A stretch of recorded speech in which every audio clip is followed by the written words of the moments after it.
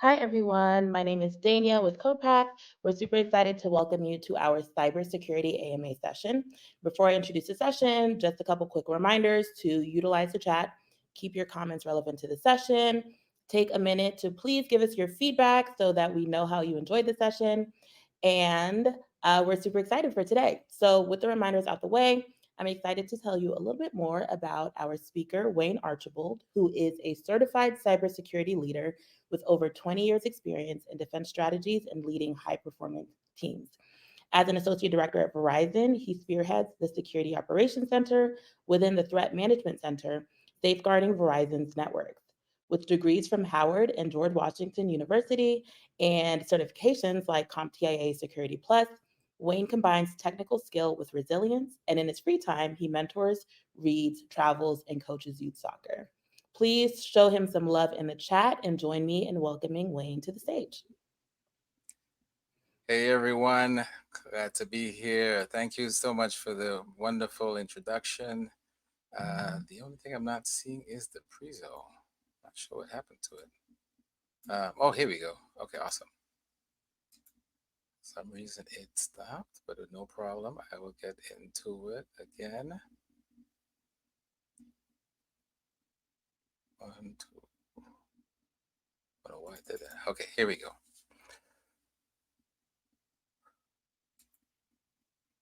Huh. Okay, cyber. Come on.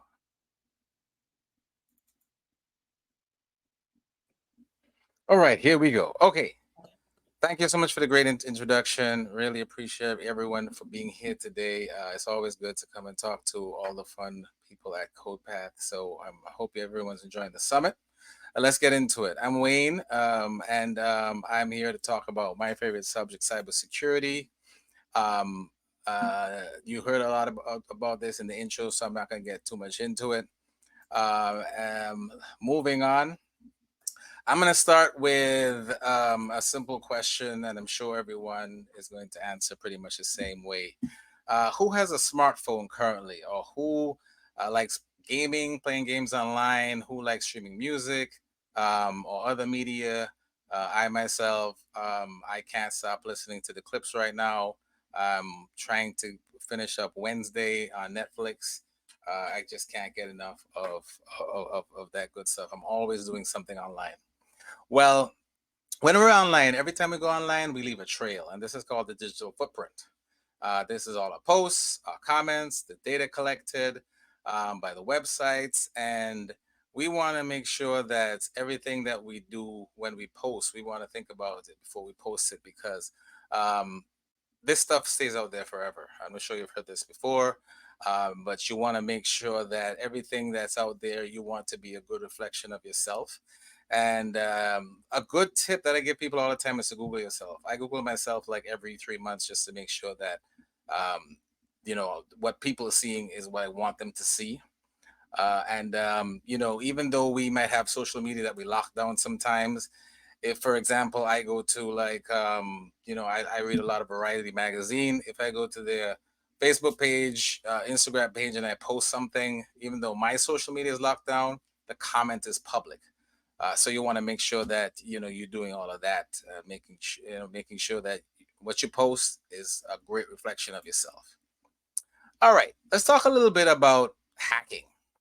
And a hacker is an individual who uses technical skills and deep knowledge of computer systems and networks to explore and manipulate digital environments. So, looking at this screen, we have a living room here, we have a nice kitchen here. Who can tell me what on this screen can be hacked? And I'll give you a few seconds, and then I will show everyone what exactly can be hacked. You can type in the screen, you can come off mute if you want to, if you can. Okay, awesome. I see some good stuff here. I, oh, Allison summed it up nicely. But yeah, good stuff. Guaduo, Rachel, Michael, um, Derek, very good answers. Very good answers. So yeah, so pretty much everything here, almost every device that's connected to the internet can be hacked. We call these devices, Internet of Things. And what an Internet of Thing is pretty much a device that is connected to other devices. And it's you may not think that some of these things can be hacked easily, but when a lot of these devices are built, they're not really built with great security in mind, like your phone or your tablet or your laptop. So some of these things are actually pretty easy to manipulate. Okay, so who's out to get you? I'm a paranoid person. I always think people are out to get me, but when you think about bad actors, they're really out to get anyone they can get. Talked about hackers. Not all hackers are bad, but for the most part, there are a lot of bad actors out there. Phishing is all about tricking you into getting your info through emails and texts. You probably got some texts from someone posing as Netflix or Amazon or some other company. Malware. This is software like malicious software, like viruses that can damage device or steal data. Social engineering, which is the one that always scares me the most because so many people fall for it, especially unfortunately older people. And these bad actors who manipulate people into revealing confidential information, sometimes giving up a lot of money. And then, of course, we have AI threats, which are some of the newer threats. And these are some of like the deepfake videos that you see that spread misinformation, and AI generated phishing emails that are even more difficult to spot. And I'll talk a little bit about some things you should look for. All right, so let's do a quick exercise. This is an example of a phishing email, and who can tell me like what are some things you should look out for in this email? And okay, cool. Aha! I got some smart people here. I knew this was gonna be a smart crowd. I knew it. There were smart people here last year. I knew there were gonna be smart people again this year. So we got domain, hover over the button, old logo, low quality photos. That's true. Poor formatting, links. Awesome. So yeah, so quickly, I know this may not be super clear, but if you look at the email address, the from email address, sometimes they will kind of trick you. Here you see it has netflix-mailer.com. More than likely, if you're getting an email from Netflix, it's going to be from netflix.com. They have the logo usually on the email. Don't let the logo fool you. It's always better to check the domain for the email address. And also, your name is probably going to be on there. But, finding someone's name and email address is really not that hard. It's very, very easy simply because people put out a lot of that information out there. Also, number four, you want to make sure that you don't click on links. You can hover over it sometimes to see what the link is actually taking you to, because usually it's a bad actor's website. And also on your mobile device, you can actually hold your phone over the link and it will kind of show you what the address is. I never recommend that because, I have fat fingers and you might accidentally click on the link itself. So these are some of the. I want to talk a little bit more about the AI. That's a good one, Brian. Also, gram errors. Some of the threats that we see at Verizon, AI cyber attacks.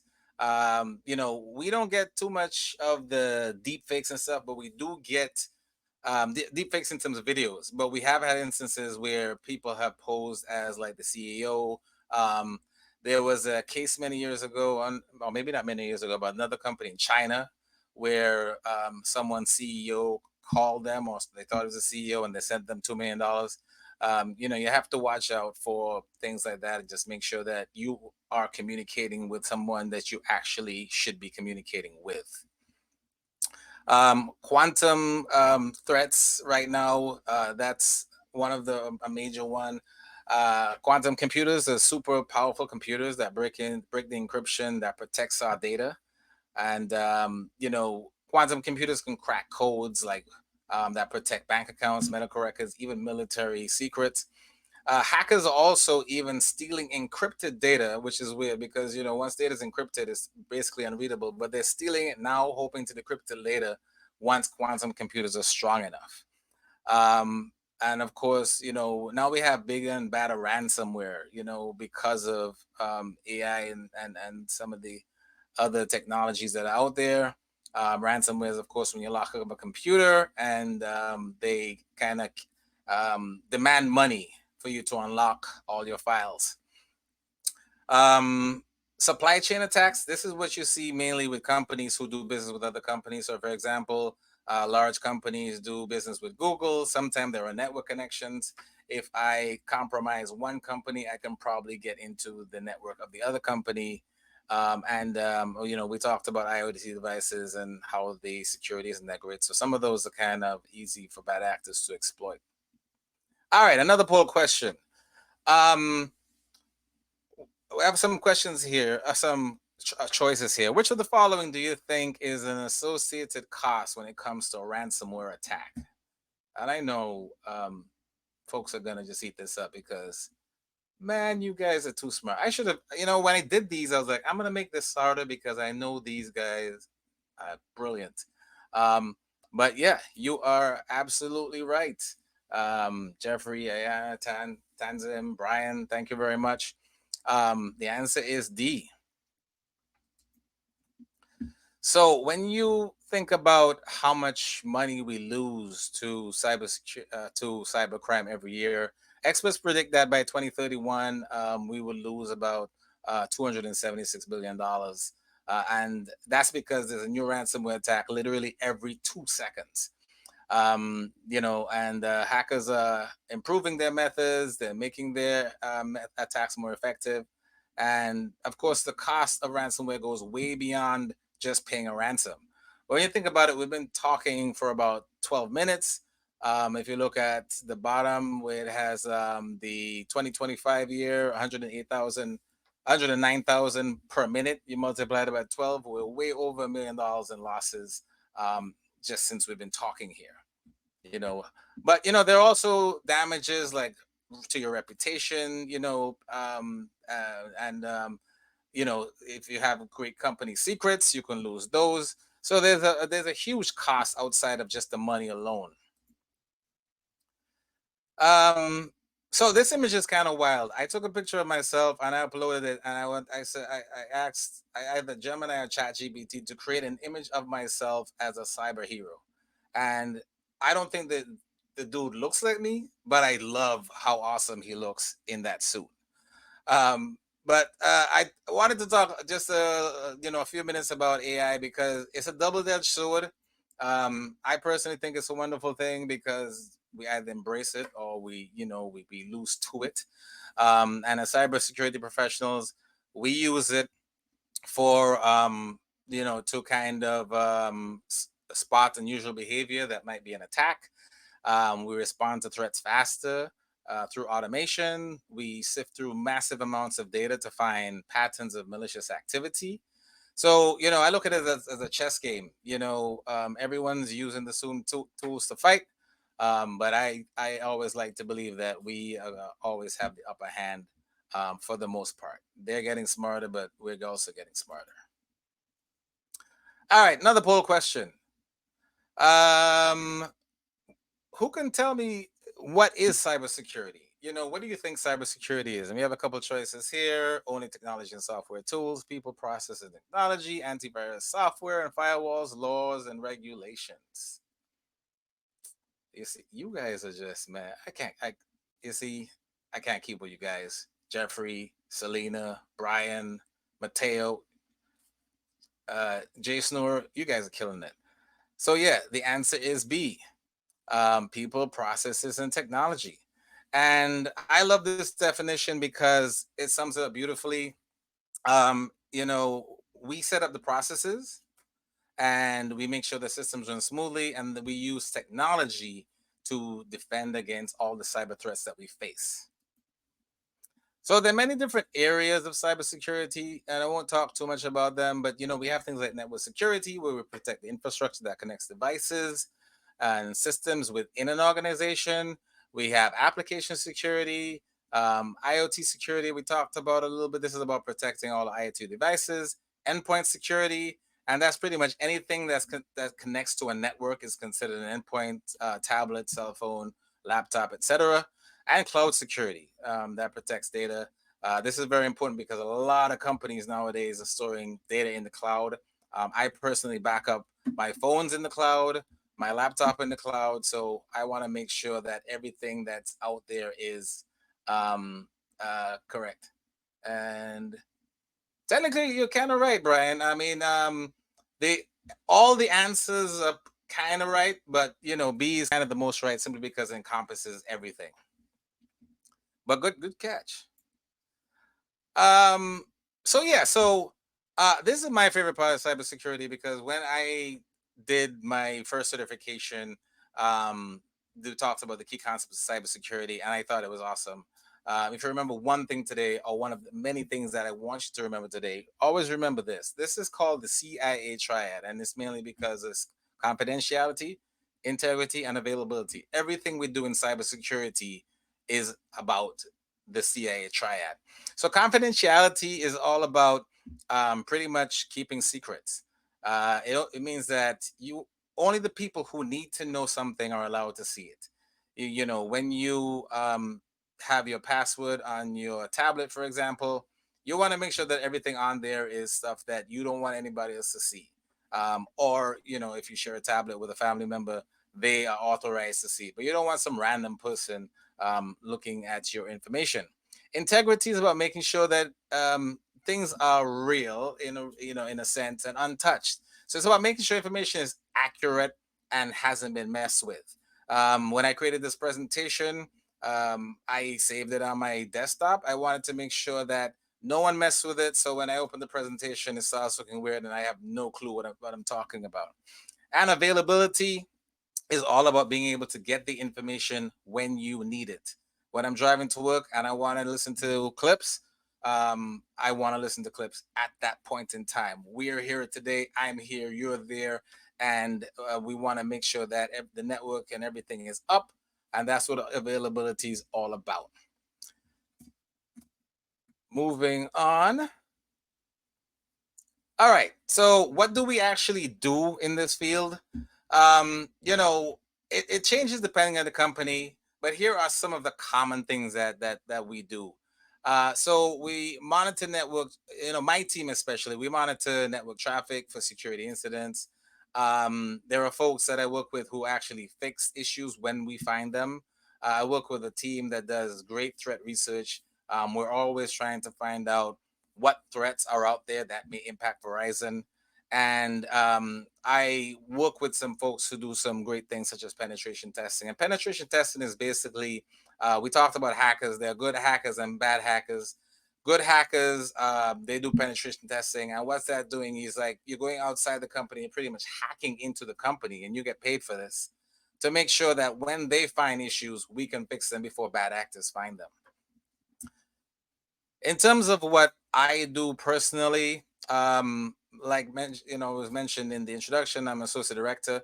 I lead a security operations center team for the cyber defense organization at Verizon. We have about 28 people in the U.S. and in India. So 24/7, 365-day shop. We assess security risks. We analyze threats. Me personally, I'm always trying to improve our processes, making sure things are more efficient. And the favorite part of my job is mentoring my team. I am lucky. I was lucky enough to have great leaders who made me a leader, and I believe it's a leader's job to create other leaders. Um, so I look forward to that every single day. So why a career in cybersecurity? Um, I could simply say because it's awesome, but I'll give you a little more information. So, the first bullet here says the future is digital. Really, today is digital. Everything we do is, um, everything we do is in the digital space for the most part. If I'm going to Chick-fil-A, I'm in the digital space. If I'm buying movie tickets, if I'm watching Netflix, if I'm buying the latest retro Air Jordans on on my Nike app. All of these things is the digital life that we live in. Variety. There's a lot of different roles, and I'll show a few of them later on. that you can get involved in if you choose this field. The demand for professionals is usually very high.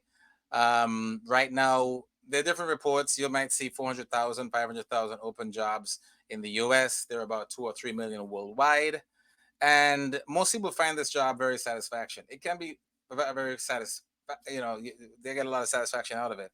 It can be stressful at times, but um, me personally, me personally, I love coming to work every day knowing that I'm safeguarding the customers. For Verizon, I'm a customer. A lot of my friends are customers, and they entrust us with a lot of their personal data. And I love coming to work every day and protecting that. So it can be challenging, but it can be also be very rewarding. Because the salary is pretty good, and I'll talk a little bit about that in some upcoming slides. So, what can you do now to get ready for a career in cybersecurity? You're in school right now. You can do things like math, computer science, but also things like creative writing and ethics. Me personally, I write a lot of reports for executives, and I find creative writing very, very, very handy. And even with tools like ChatGPT and Gemini, of course, it's always good to write first, and then you can use these tools to kind of polish, look for corrections, etc. But when you're presenting to executives, they want to kind of hear your voice. Um, Majors, if you choose to go to college: cybersecurity, information technology, which is what I did at Howard. And other ways you can join a cybersecurity club. There are a lot of them out there. You can ask a teacher to, integrate things like the CIA triad. I also always recommend internships or apprenticeships. Not only are they great ways to build skills, but if you go for an internship or a job later on when you leave school, you have some stuff to put on your resume. And the more opportunities you get, of course, the more you can add to your resume. All right, another poll question. In the field of cybersecurity, what combination of skills do you think is essential for a cybersecurity analyst to succeed? And we have a couple of choices here: technical skills like networking and programming, with soft skills such as communication and critical thinking, primary soft skills, as they are the most important, dealing with people, a degree, or technical skills. And, some of these are right. So, uh, think about what you think is the best one. And I see a lot of A's coming through. Um, Ian, see you with the A. Brian, Sitlane, um, Lisandro. Yeah, and I think you guys are actually right. As usual, brilliant folks. Um, so I it's great for a great mix of technical and soft skills. Some of the technical skills, a degree, depending on what you're doing. My junior analysts don't really need a degree; they can have a degree and all 4 years of working experience. Um, or if they just really have a lot of skills, we consider them. But a proficiency in the language is good. They don't. My analysts don't write code, but they do. They do a lot of technical stuff, and I always believe that learning a language always helps you technically, and just basic things about like operating systems, network security, etc. Soft skills are very important because communication is very, very, very important. No matter what you do in cybersecurity, for the most part, you're going to work in a team, and you're going to need to communicate with that team technically and non-technically, and then you're going to have to work with people who are not technical people. Collaboration and teamwork. I meet a lot of people who think that working in cyber is a solo game, unless you're a consultant. And even if you're a consultant, if you work for a company, it won't be. You have to collaborate. You have to meet people. Critical thinking, logical reasoning. And it's always good to keep up on the trends. There are a lot of great blogs, a lot of great magazines, a lot of great podcasts that kind of talk about what's happening and what they think is going to happen. IT certifications, I'm a big fan of them. There are a lot of them. Some are harder than others, some more expensive than others. I always recommend CompTIA Security Plus for two reasons. A, the book is ridiculously easy to read. I think you folks read a lot more than I do. I'm sure being in school, and I read this book in like a couple of days, maybe a week or so. And the exam is $379, I think, which sounds like a lot of money, but some of them are like 1,000, 2,000, $3,000. So if you're interested in a security certification, there are others like ISC2CC, but I always recommend Security Plus. Like I said, there's a lot of variety in this field, and there are a lot of great career options. I've done a lot of these. I've been I work in cyber operation, obviously, cybersecurity manager, cybersecurity analyst. But there's something for you depending on what you feel that you want to do. Yes, GIAC is not cheap. It is quite expensive. All right. All right. So I talked about how rewarding this career path can be, and when you look at the average, you're gonna see a lot of different things, but for the most part, the average is about 100,000. But of course, this is like the average. um they're looking at the low end for people who are starting, and then they're looking at the high end for people who are more advanced in the career. For um, junior analysts that I know, they started around 80, and then like lead analysts, they'll probably be like 130, 135, 140. And then when you go into management, it gets a little higher than that. But you know, basically, it's a great, it's very rewarding. A lot of work, but very rewarding. These are some examples of salaries by job types. So, for example, if you're an analyst, um, 0 to 1 year experience, this would be fresh out of college, fresh out of high school, depending on what it is. 80,000, 88,000.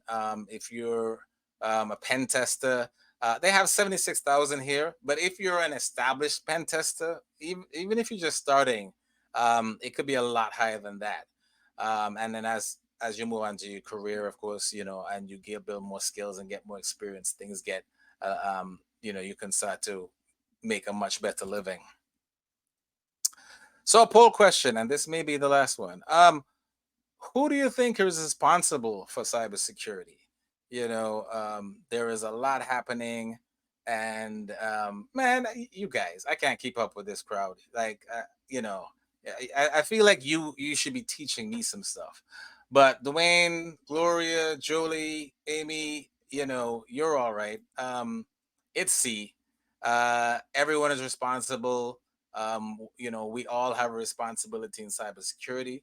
We can all protect ourselves, and we can also preach the gospel of what I like to call a cybersecurity. I'm constantly telling my mother not to answer emails and not to answer text messages, and her friends, because unfortunately older people sometimes like, is it true that if I give this guy $500 I can get 3,000 later on? No, it's not true. They're going to take your 500 and you'll never hear from them again. um, but yeah, basically, there are a lot of things you can do to be what I call, a cyber warrior. So you can master your password, use unique complex passwords for every account. Some experts recommend 16 digits. 16 digits might sound like a lot, but when you think about it, if you do things like, use a mixture of words and numbers and exclamation marks and other special characters, etc., you can come up with 16 very easily. Recognize phishing, look, make sure that email, text message, make sure that it's legit. I personally recommend, if you get a message from a company and you feel the need to call them back, call them on the number, or go to the website itself. Don't click on anything in any of these text messages or emails. Keep your system updated. Most devices make it pretty easy. I have a lot of Apple devices, Windows machines, and it's pretty much you get the notice saying that there's an update. Just push that button and get that update in. The reason why they have these updates is because they usually find vulnerabilities which are weaknesses. And the key is to get the updates in before the bad actors find this weakness on your system. Um, Protect your digital footprint, like I said. Make sure that you don't want to, you want to make sure that people see the best of you. You know what I mean? You don't want to end up on like World Star Hip Hop or one of these other blogs looking crazy. You want to make sure that people, especially your grandparents, other people in your family to care about. You want to make sure they see the best in you. Because unfortunately, when people you've met me today, hopefully I've given you a good impression, and that's the impression that you have of me now. When people see weird things on the internet, that's the impression they have of you the first time they see you. So you want to make sure that they're not seeing anything crazy and thinking that you're actually that person, because you may not be. Um, Secure public Wi-Fi. Always is always good not to use public Wi-Fi. I always recommend getting a VPN on your device. You can actually get some pretty good ones. I use one that's free. I can't remember what it's called right now. But when I'm traveling, especially out of the country, and I go to a lot of different hotels, I like the fact that all of my communications are encrypted, and bad actors can't get into my devices. All right, so um, this kind of brings me to the end of the presentation. If you want to learn more, there are some great resources here that I like. The National Initiative for Cyber Security Careers and Studies. They have a lot of great information about for folks who want to get into this field. The National Cybersecurity Alliance, they do a good job of having a lot of online safety basics that you can look at and also share with your family and friends. Especially people who may not be as cyber secure as you are. You want to make sure that that everybody is doing their part in cybersecurity to make sure that we have a much safer world. So, yeah, that brings me to the end of the presentation. At this point, I will take any questions that you have. Proton VPN. That I think that's the one that I do use. I think that's the one I use, and it's actually really good. Um, it's actually really good. And the good thing about VPNs too is that if you're trying to stream and you connect to a network in the US and you're outside the country, some streaming services don't allow you to stream if you're outside the US. But if you're using a VPN, then they'll never know, and you'll be able to do so. So yeah, that's a good one. All right. As someone who wants to work in the cybersecurity field, what tools, certs, daily practices do you recommend we start with? And does Verizon have rotational roles for recent grad? Good questions. If you want to get into the field, I recommend trying to focus on what you want to do, because there's a lot. I mean, a lot of people say they want to get into cybersecurity, but the roles, kind of do different things. For example, I'm a cybersecurity analyst. I won't necessarily be, working in network security or penetration testing or something like that. So you want to kind of try to narrow down exactly what you want to do and then learn as much as possible about it. There are lots of free resources on the internet, lots of books you can buy, a lot of blogs you can read. In terms of tools, there's like Hack the Box and some other great gaming hackathons and stuff like that. Those are also good ways to learn. Daily practices. I always recommend finding a great blog. I read, I think it's CISO.org. I read like Security World. I read like a couple of them, and they have great just cybersecurity news in general. Certifications, like I said, Security Plus is a great one. IS2, ISC2C, CC, it used to be free for some people. So if you go to isc2.org, and look up CC. I think that literally means cybersecurity certificate or certificate in cybersecurity. Um, they they used to have like free training, and I think the first exam was free. I'm not sure if that's still happening, but that might be something you want to check out. You know. Let me see if I see anything else here in the chat. Oh, here we go. Okay, interested in pen testing, starting off with IoT devices. How would you recommend getting started? Definitely try to find any course that you can find on pen testing, because, or you can actually, there are a lot of certifications that you can do with pen testing that will actually give you hands-on training in pen testing. um, and that's pretty much the best way to go, because pen testing is different from, like, for example, being a cybersecurity analyst. Pen testing, you're actually is actually a technical kind of hands-on role where you kind of have to kind of practice getting doing using all the different tools. I think Wireshark is one of them, and some other tools to kind of kind of make sure that you know what you're doing in terms of getting into the different systems. um and I missed the last part of that question, but coming back to the first question, I forgot. In terms of roles, rotating roles, we do have rotating roles for recent graduates. We also have at Verizon internships.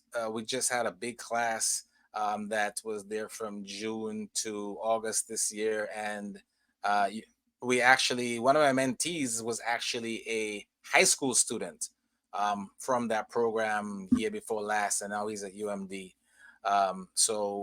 Yeah, definitely, go to the Verizon.com, I think it's slash careers, and look up internships or co-ops, because I think the applications actually start in October. They start very early. Um,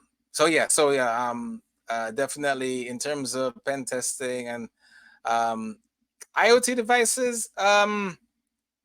Not sure about pen testing with IoT devices, because at Verizon, of course, we are more interested in doing pen testing on large systems. Um, so I don't know, but yeah, I would recommend probably just googling that and see what you find. Um, but yeah, because that might be more. Yeah, that might be more. That's different from kind of pen testing. Um, it's same realm, because it's like considered hacking, but yeah, you might want to just look that up and see. I'm not really too sure about hacking into IoT devices. All right, in the quantum space. Um, there are companies that are actually doing a lot of stuff with quantum cryptography right now. I don't think we do a lot of that at Verizon. We probably do, but not on a large scale. Right now, a lot of stuff that we're doing is more in AI. Um, but I'm sure if you look for opportunities with companies who are doing that kind of stuff, and you might find a lot of organizations are doing that, probably in the federal space, doing things like quantum cryptography, um, with quantum computers, etc. So that might be a good place to start looking in terms of internships and apprenticeship opportunities.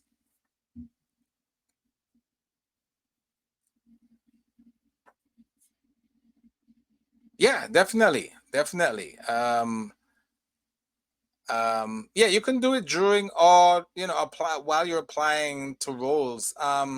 In terms of any activity that can help you get into cybersecurity, there is no like right or wrong time to do it.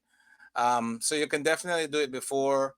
I meet a lot of students who are already doing a lot of things in cybersecurity, and they they're kind of ahead of the pack, because they're doing a lot of stuff long before they like come out of school, or long before they go to do a certification, or long before they get a degree. So definitely It would be good before or during, but before is always better because then when you apply for a security role, you already kind of know and you already have something to talk about. So definitely, I would recommend doing it that way. Very good questions. Okay, with the rise of cybersecurity threats, is there a general safety measure that feels like it's often overlooked? That's a great question. Um, I think for me, I think it's social engineering, mainly because as human beings, we're basically trusting individuals. Um, um, Maybe because I've been in cybersecurity so long, I'm utterly paranoid about everything and everyone. But social engineering scares me the most because it's literally so easy. You someone can talk to you and really make you feel comfortable, and make you feel like what you're doing in terms of giving them your information is the right thing to do. So I think that's often overlooked. I think people get emails and text messages, especially if it's something that tells you what you want to hear. I have friends who tell me things like, this guy said if I put in $500, I'm gonna double it in a month. Like, you know, that doesn't happen. I've been investing for years. Your money doesn't double in a month. That just doesn't happen. But it sounds great, and if you are strapped for cash, you definitely want to hear that. So you might actually do that. um so definitely social engineering is one that scares me the most, because it takes no skill in terms of technology. It's really all about how good someone can craft a message, and with AI you can craft really great messages. That is true. Most attacks are from a human perspective. I mean, that's why in cybersecurity they say humans are the weakest link. But I believe humans are also the strongest link because not only are they easy in a way to manipulate, to maybe give up their password and stuff like that and access to different things, but they're the ones who can see, some of these threats and kind of take measures to stop them from becoming real serious issues. So you're right. We do make the mistakes and we do fix them.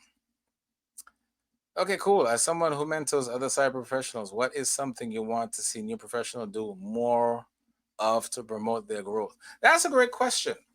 Um, I like to see them doing things that are going to, especially if you're a student, like my mentee, for example, when he was in school, not only did he have good grades, but he did a lot of volunteering. He taught students, but he learned as much as he could for to prepare himself for college. Um, he did a lot of networking. I think people don't network enough. You're going to meet a lot of people as you go to school and come to these summits and go to college, and they're going to say, yeah, reach out to me if you ever have a question. By all means, reach out to them. They usually do mean it when they say reach out to them, and they usually will respond. And I think most mentors just want to see that passion, because the mentee drives the mentorship relationship. And if they see that passion and you come to them with questions and um, you're doing what you're supposed to be doing for your own personal growth, that's something that I like to see. I like to see people kind of. The one thing that attracted me professionally to my mentee was that I wasn't the best high school student at all. I was okay. And then I went to college. And then luckily I met friends there who um, really inspired me to be the best that I could be. But he was already a great student in high school, and he had a lot of passion for his community and what he wanted to do with his career in the future. And that's the one thing that I really, really liked. So definitely promote yourself as much as you can, network, learn as much as you can, and always have something to talk about. You might meet someone who says something like, Tell me about yourself. And that's, some people don't get the question, but basically the question is, um, what are you interested in? What are you doing now? What do you want to do in the future? And what are you going to do with that? So always have that in the back of your mind, like, what they call the elevator pitch. Basically, you should be able to say, hey, I'm Wayne.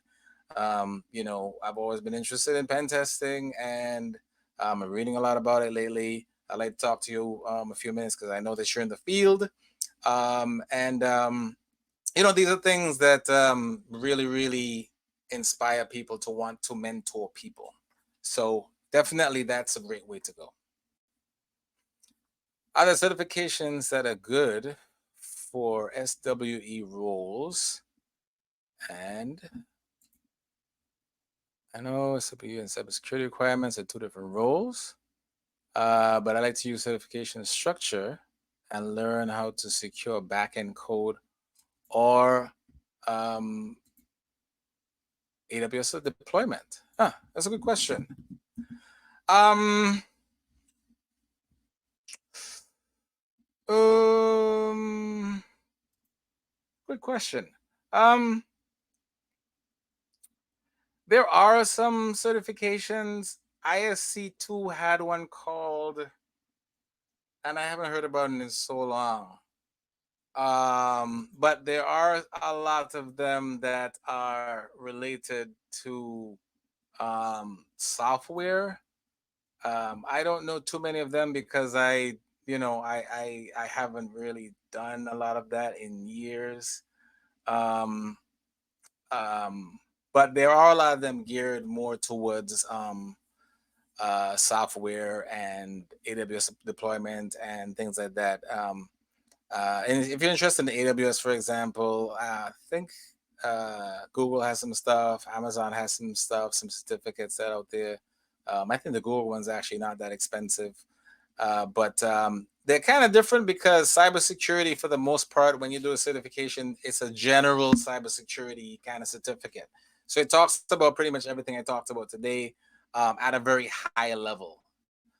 They're not going to get into the nitty gritty of pen testing or, um, what a CISO does and stuff like that. But they will give you a very high level information about what all of these people do. Um, so yeah, I mean, but if go to isc2.org and just do a quick search, there probably is something there because they do a lot of things. Also, CompTIA might have something also, and that's CompTIA, CompTIA.org.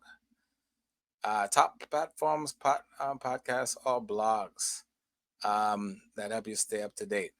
Um, you know, I kind of don't really listen to the same thing over and over again in terms of blogs, simply because um, some of them, in my opinion, are too opinionated, and I don't like opinionated information. I want to be fed the facts, and then I can get what I want out of it, which is why I do more like a CSO.org or CSO.com, I think, Security World. Um, there's a couple of good ones. I don't know what it's for me right now. Um, and even sometimes I'll just do like a quick search in Google for cybersecurity news and just look at what what's kind of hot, what's hot, what people are talking about.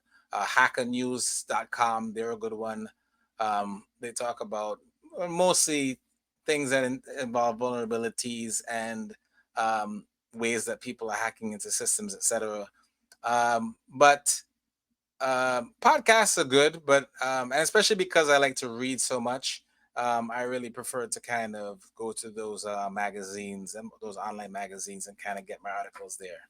But there are some really good podcasts. I just don't.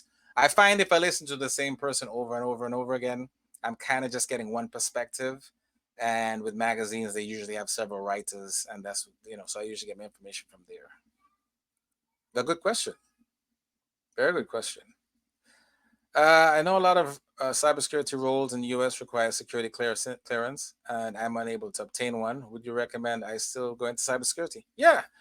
To be honest, This is the first role. I've been in the field over 20 years, and the role that I'm in now is the first role where I've needed a clearance. I have never needed a clearance before, because it all depends on what you do. So, for example, at Verizon, um, if you're doing certain things with the government, um, they might have government data. One second.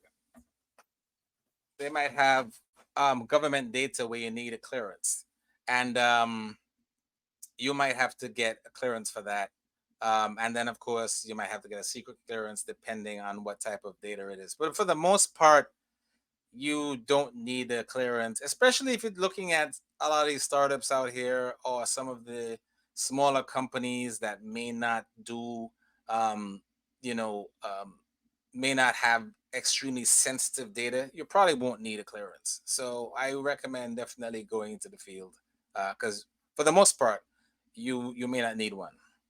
It all depends on the role, but most roles, I don't think you require a security clearance. But good question, Michael. Good question.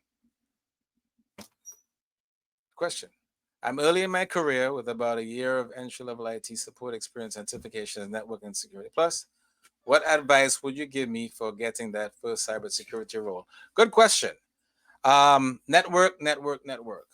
There are two guys currently on my team who they got in. Actually, I have a senior manager that reports to me, and he got into cybersecurity doing IT support before he got into cybersecurity. And how we got into cybersecurity was basically um, talking with different people in the organization. And then he eventually met someone who decided to give him a chance, because a lot of the entry level roles, once you have a good IT background, and the good thing about IT support is that they teach you a lot of stuff about networks in general. You can definitely do some roles in cybersecurity. So definitely, I would say network as much as possible, wherever you are. And when you meet these people, be very clear that you want to get into cybersecurity. One of the things I learned in my career is that sometimes you think people um, automatically know what you want to do, but you have to literally tell them, like, hey, I'm in IT support right now, but really, I really want to be in cybersecurity. And I would like, learn everything I can from you. Or I like to spend half an hour with you and kind of pick your brain on what I should do to kind of get into this field. Yeah, but network as much as possible.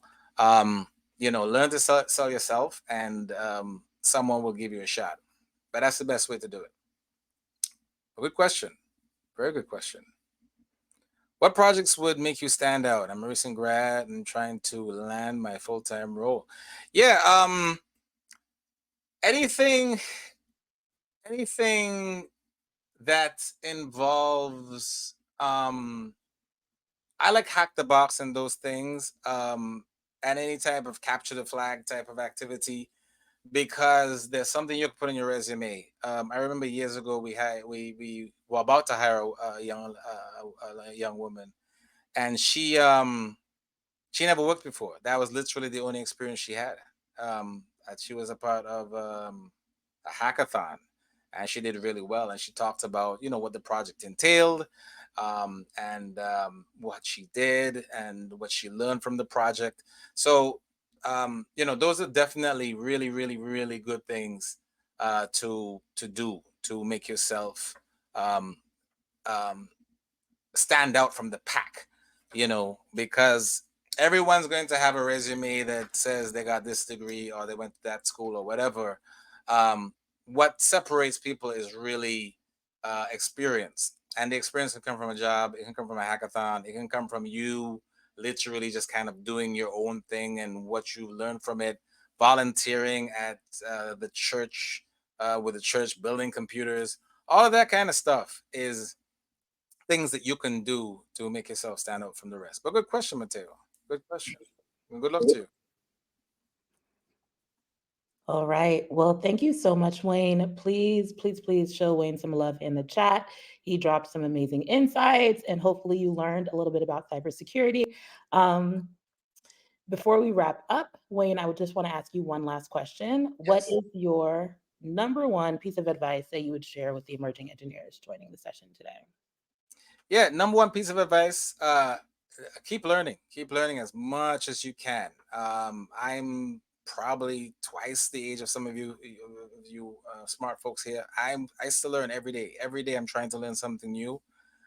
So keep learning as much as possible, and keep networking. The more people you know, the more opportunities will be open to you. So keep learning, keep networking.